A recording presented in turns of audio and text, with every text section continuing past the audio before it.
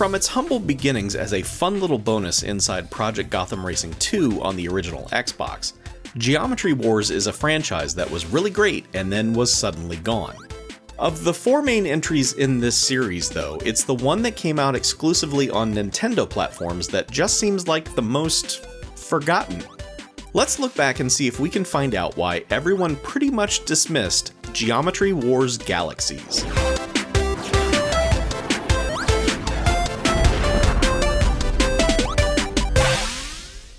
It's been over 10 years since the last Geometry Wars game was released, and so it's quite possible that some of you have no idea what Geometry Wars is. Here's what you need to know.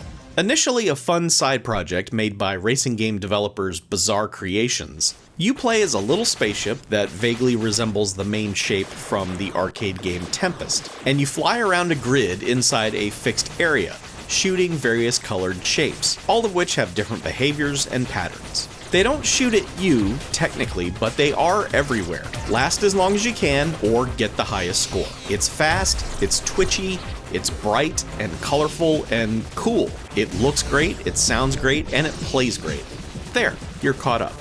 But now, if you liked racing games and you had an original Xbox, you most likely dabbled with the Geometry Wars series. The first entry of which was a little game hidden in your garage in Project Gotham Racing 2. Then, if you bought into the concept of Xbox Live Arcade when the Xbox 360 debuted, you probably played what is arguably the best game of that console's launch, Geometry Wars Retro Evolved. After a new minigame called Geometry Wars Waves debuted as part of Project Gotham Racing 4 on the Xbox 360, many people, including myself, were desperately craving a new proper Geometry Wars, as Waves was only a taste of what could be.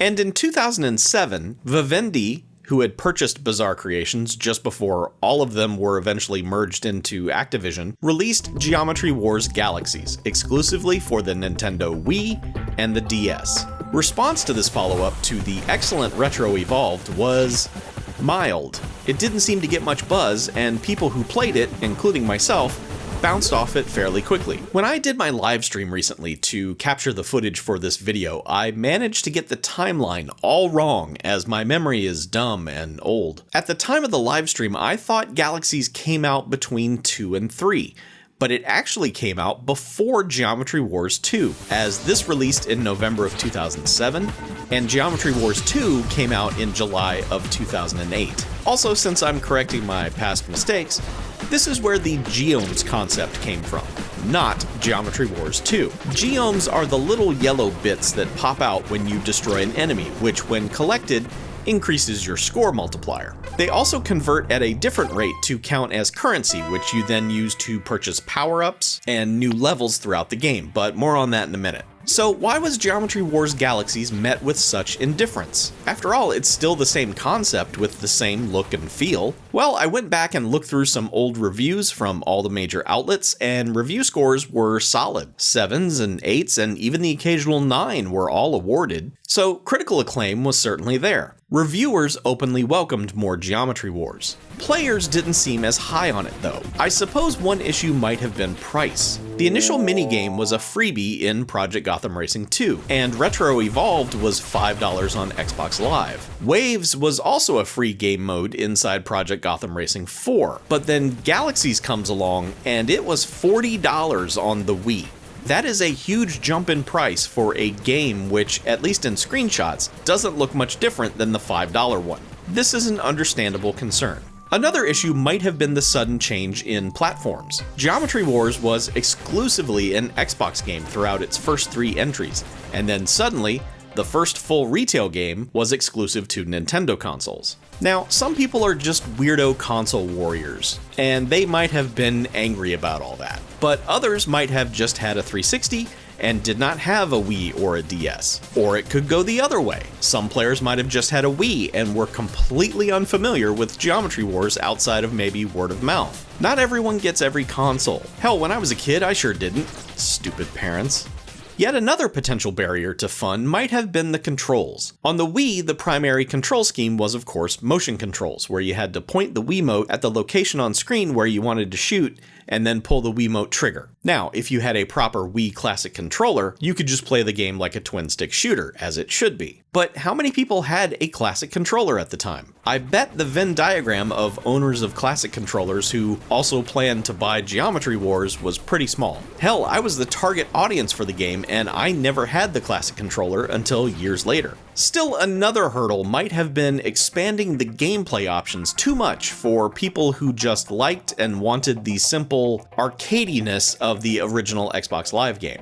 There are map screens where you select levels, you have currency, you use that currency to buy more maps and also power-ups for your drone. Oh yeah, you have a drone now, which is a little friend who flies around the stage with you, providing either offense or defense or geom collecting, depending on what you select at the start of the level from this wheel of options. You then gain XP from each level for each particular task you've assigned your drone, which will then increase its capabilities. Also, the level sizes are all completely different. The initial stage that you play is inside a little tiny box, similar to the one stage in the original game, but much smaller, which might make you think the whole thing is going to be a step down from Retro Evolved. Maybe the Wii just can't handle all that open space for some reason.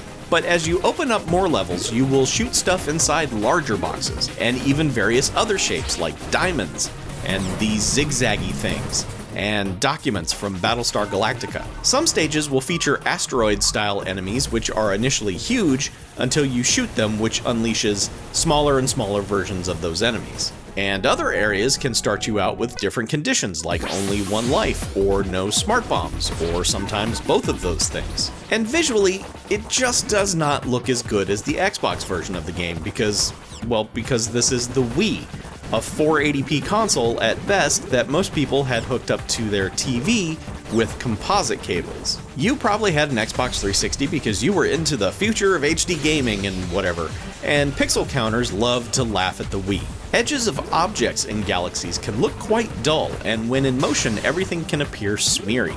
I'm doing some things to make the game capture look better throughout this video, but you can still tell that it's a standard definition game. But look, I don't know what your reason was for not playing Galaxies. I don't even remember what mine was. Maybe it was one of those things. Maybe it was something else entirely that I'm not even thinking of. But here's all you need to know now, today. This game is great. It's a blast. And because we all ignored it, it's like having a new Geometry Wars game. Most of the things I just detailed minutes ago as things that might have kept players away back in 2007 are definitely a strength of the game today. It's got depth, being a full retail release and all. There's a lot to do here. Level variety, enemy additions and behavior changes, an additional ship to maintain and level up, currency to gain. None of it feels like busy work or something that's tacked on to make the game seem bigger than it is. It all just feels like natural upgrades to what was initially a small, simple concept. Was it too much too soon? Yeah, maybe for some people, but right now, it is seriously a great time, and I am loving that I decided to go back and check it out all over again. Galaxies also features the original Xbox Live game, which is good to have on an easily accessible physical disc. It also features several local multiplayer modes.